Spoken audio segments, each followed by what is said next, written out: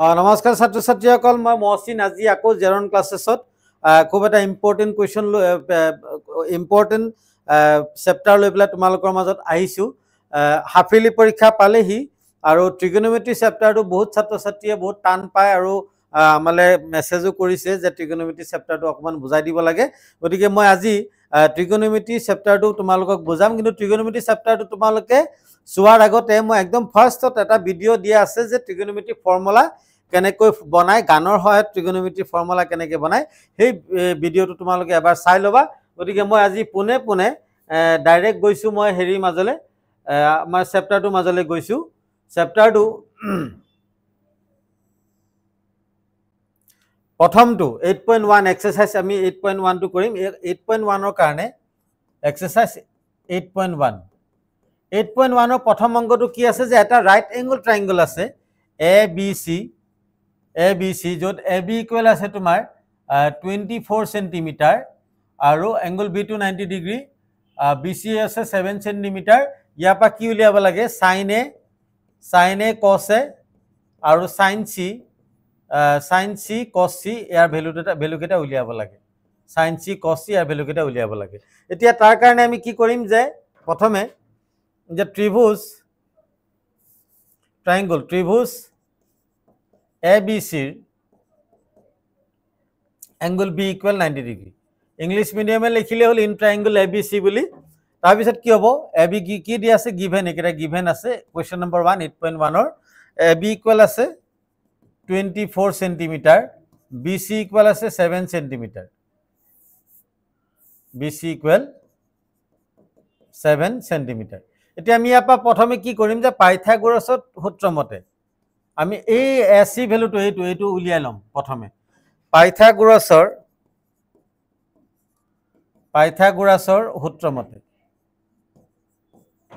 সূত্ৰ মতে AC square আমি কি জানো যে অতিভুজ স্কয়াৰ এটো হল অতিভুজ হাইপোটেনিউজ স্কয়াৰ ইকুৱেল বেস আমি বেস স্কয়াৰ বা পাৰপেন্ডিকুলাৰ স্কয়াৰ কিবা এটা কইলে হল মুঠতে এইটো হাইপোটেনিউজ এটো বেস আৰু এটো হল পাৰপেন্ডিকুলাৰ এইকেটা স্কয়াৰ কৰি দিলে পাইথাগোৰাছৰ সূত্ৰ এটো সবে জানে আমি সৰু পাই শিকি আইছো AC স্কয়াৰ ইকুৱেল এটো হল 24 স্কয়াৰ আৰু এটো হল 7 স্কয়াৰ তে AC স্কয়াৰ ইকুৱেল এটো হ'ব 576 প্লাস 49 এটো কিমান হ'ব AC square equal 625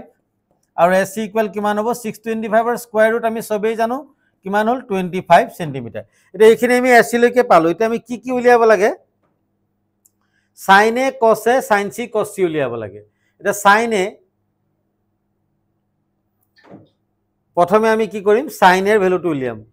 sin A cos A এই দুটা ভ্যালুটো উলিয়াম প্ৰথম মই এটো সাইডত কৰিছো ইয়াত কৰিলে বেছি ভাল পাবা আমি sin A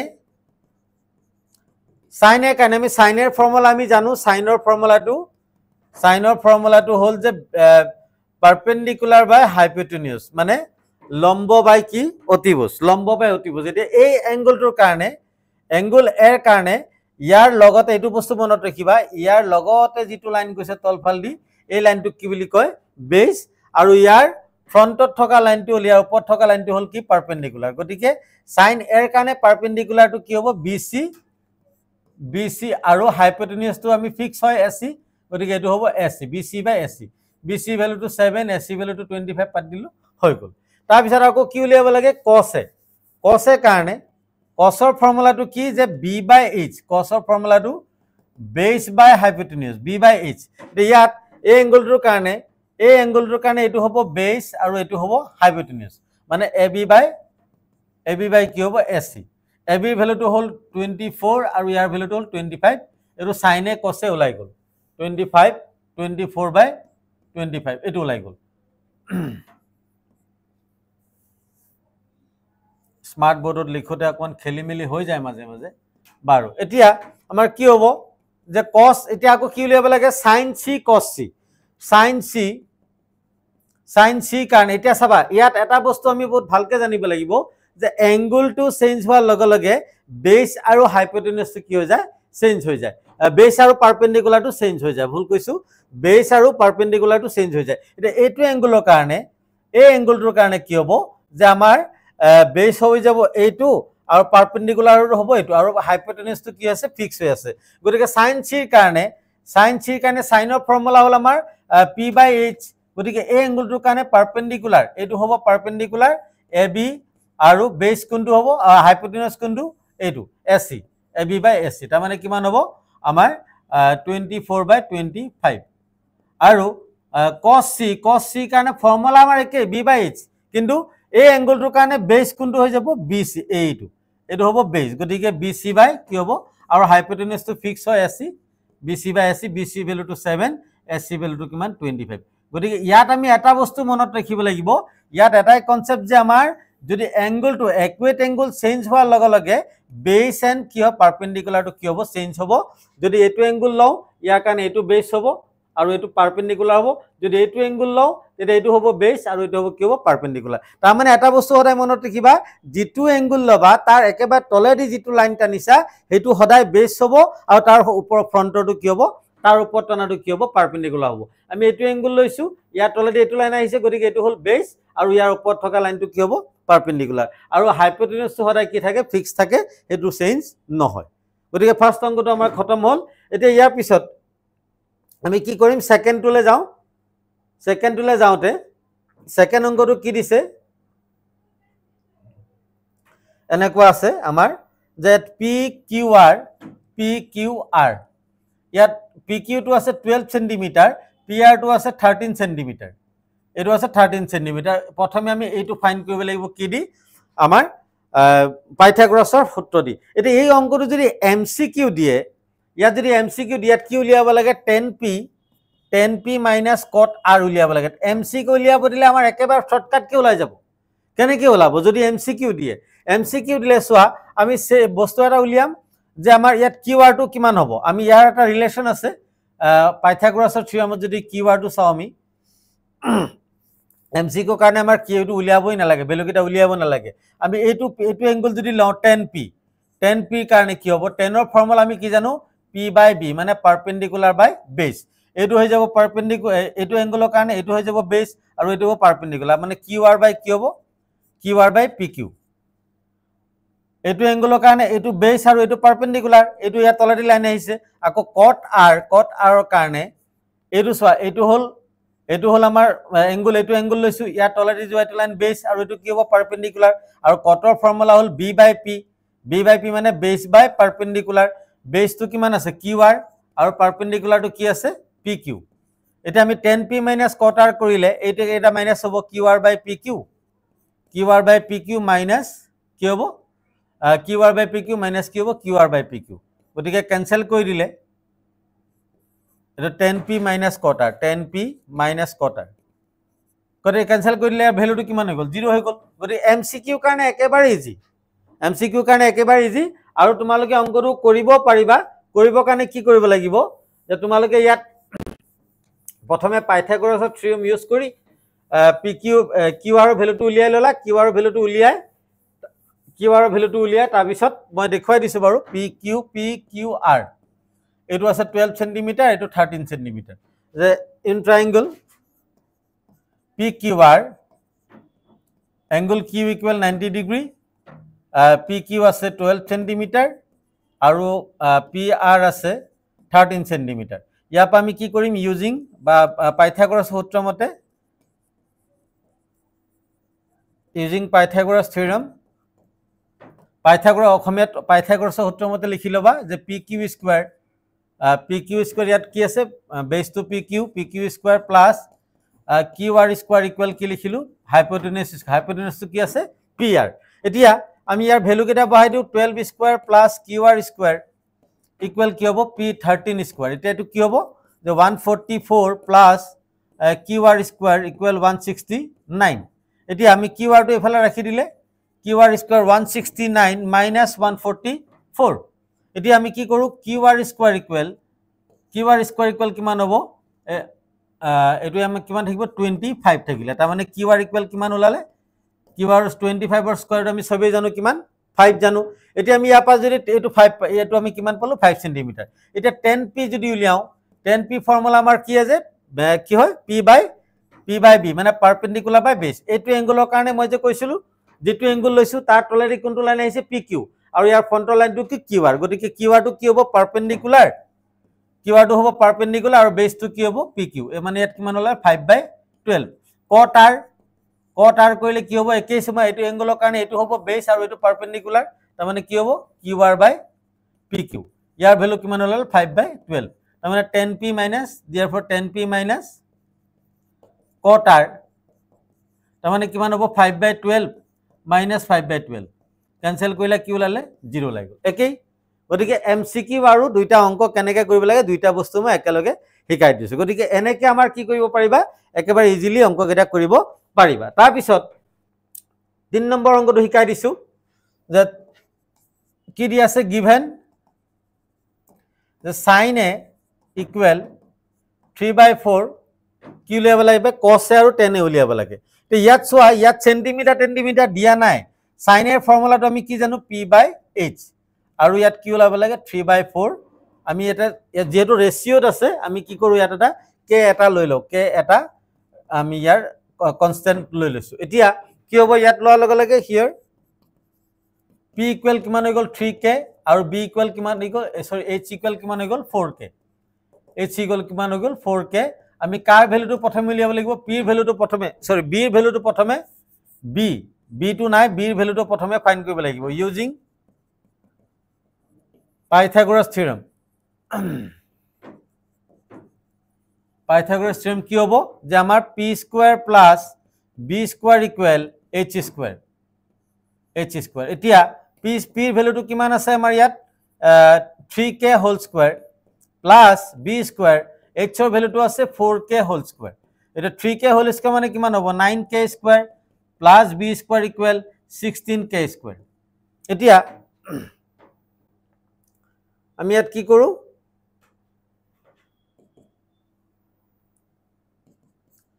b square equal 16k square minus 9k square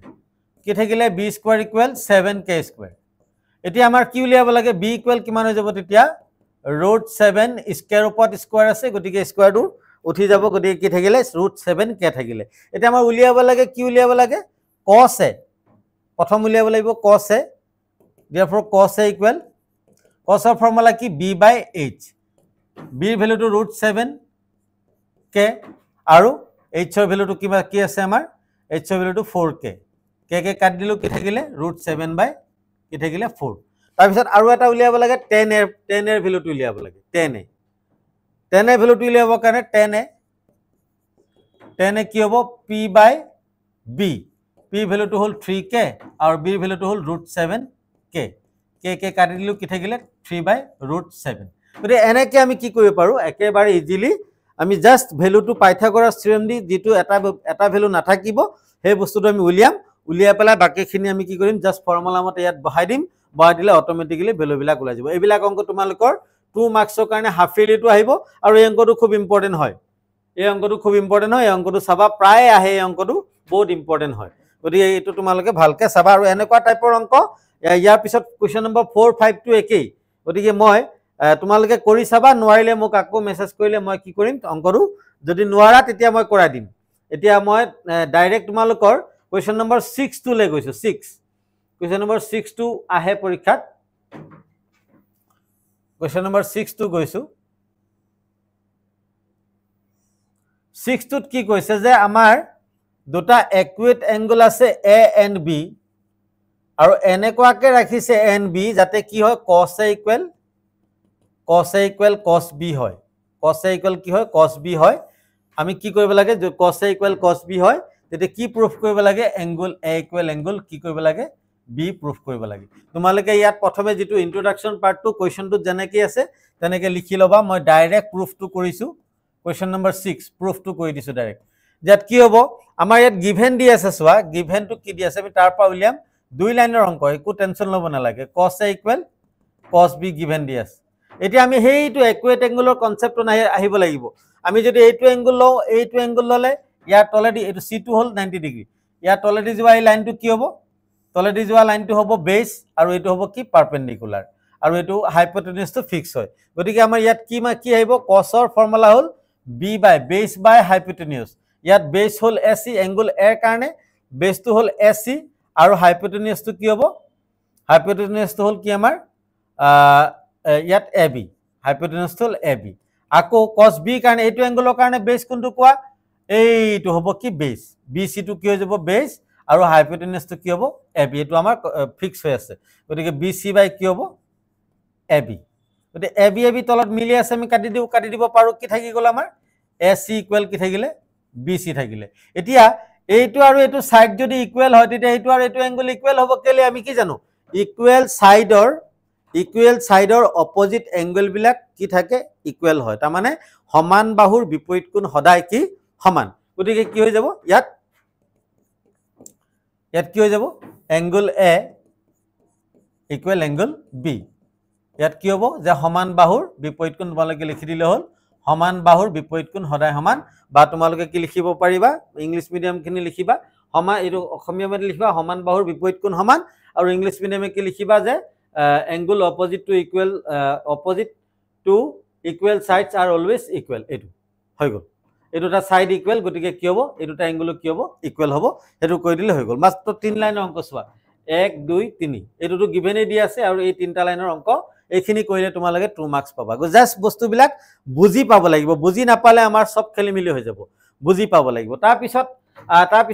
question number 7 টো খুব আহে পৰীক্ষাত 7 টো কৰাইছো 7 টো চোৱা আমাৰ এইটো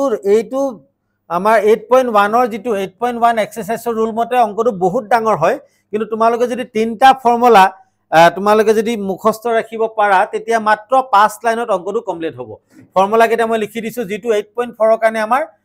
কৰিবই লাগিব sin square plus cos square একেটা মনত ৰাখিবা ইকুৱেল 1 এটো sin স্কয়াৰ ইকুৱেল আপা sin স্কয়াৰটো ৰাখিলো cos স্কয়াৰটো এফালে নিলে কি হ'ব 1 minus cos স্কয়াৰ আকৌ cos স্কয়াৰ ইকুৱেল কি হৈ যাব 1 minus sin স্কয়াৰ অংকটো যেটো 2 মাৰ্কসৰ আহিব আমি ইমান বেছি আৰু এটা ঠাই লাগিব cot a ইকুৱেল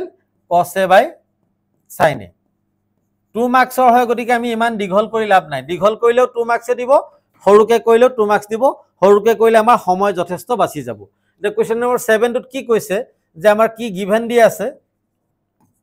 যে cot a গিভেন কি দি আছে cot a equal cot θ equal 7/8 কি উলিয়াব লাগে যে 1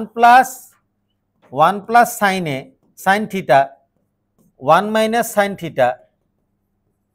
1 plus cos theta 1 minus cos theta ভ্যালুটো উলিয়াব লাগে এতিয়া 1 plus sin theta 1 minus এটো a square minus b square formula হৈ আছে a plus b into a minus b a plus b into a minus b কি হয় a square minus b square আমি হেইটো মানে আইডেন্টিটি ইয়াত লগাম এতিয়া ইয়াত আমি যদি কি কৰো এটো a plus b a minus b হৈছে 1 minus sin square আৰু এটো কি হৈ গল 1 minus এটো a plus b a minus b 1 minus cos square এতিয়া সোৱা এটো ফৰ্মুলা 1 minus sin square মানে কি cos square ইয়াত কি পাতো আমি cos square θ পাতো 1 minus cos square মানে কি sin square এটো sin square পাতো এতিয়া cos square by sin square cos by sin মানে কি হয় cot হয় ইয়াত কি পাতি দিম cot square θ এতিয়া কি কৰো আমি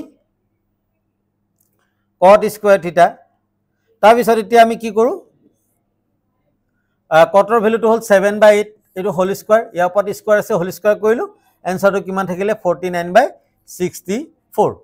49/64 গতিকে এনসাৰটো হৈ গল গতিকে সোৱা 8.1 ৰ মেইন কনসেপ্টটো মই তোমালোকক দি দিছো মেইন কনসেপ্টটো দি দিছো আৰু যিকেইটা অংক আছে তোমালোকৰ প্ৰেক্টিছৰ কাৰণে ৰাখিলো যদি তোমালোকে ইয়াৰ ভিতৰত যেটো অংক তোমালোকে পঢ়া নাই বা নোৱাৰা বুলি মোক লিখিবা সেই অংকটো মই আৰু এটা ভিডিও বনাই তোমালোকক মই বুজাই দিম আৰু হাফিলি পৰীক্ষা আগতে কাইলে সানডে বা কাইলে মই খুব সোনকালে দুই এক দিনৰ ভিতৰত এটা হাফিলি কোৱেশ্চন পেপাৰ মই ৰেডি কৰিছো এই কোৱেশ্চন পেপাৰৰ ওপৰত এটা লাইভ ক্লাছত আহিম তোমালোকে লাইভ ক্লাছত মোৰ লগত জড়িত হবা তাত এমসিকিউ লগতে ইম্পৰ্টেন্ট কোৱেশ্চন গুটে হাফিলি কাৰণে যিখিনি চেপ্টাৰৰ ইম্পৰ্টেন্ট কোৱেশ্চন হ'ব পাৰে তাৰ ওপৰত এটা ডিসকাশন হ'ব গতিকে তোমালোকে যিমান পৰা তোমালোকৰ লগৰখিনিক ভিডিওটো শেয়াৰ কৰি যাতে লাইভ ক্লাছতো যদি যাতে জড়িত হ'ব পাৰে আৰু তোমালোকৰ খুদিবৰ কাৰণে এটা ফোন নম্বৰো দিম এই তাত তোমালোকে মেছেজ কৰি তোমালোকৰ ডাউটস কোৱেশ্চন বিলাক যিখিনি আছে এইখিনি তোমালোকে খুদিব পাৰিবা গতিকে এনেকে আমি হাফেলি পৰীক্ষাত এটা ভাল মাৰ্কস পাব লাগিব গতিকে আদি 8.1 ৰ ভিডিওটো ইমানতে আমি হেক কৰিছো ইয়াৰ পিছতে এইটো চেপ্টাৰ মই আজি 2 দিনৰ ভিতৰতে পুৰা ক্লিয়াৰ ভিডিও তোমালোকক দি দিম তোমালোকে চাই হাফ ইয়াৰলি পৰীক্ষাত তোমালোকৰ ডাউটছ বিলাক ক্লিয়াৰ কৰি ভালকে বহিব পাৰিবা গতিকে আজি ভিডিওটো ইমানতে হেক কৰিছো সকলোৰে ভাল হওক তাৰে কামনা কৰি ইমানতে হেক কৰিছো ধন্যবাদ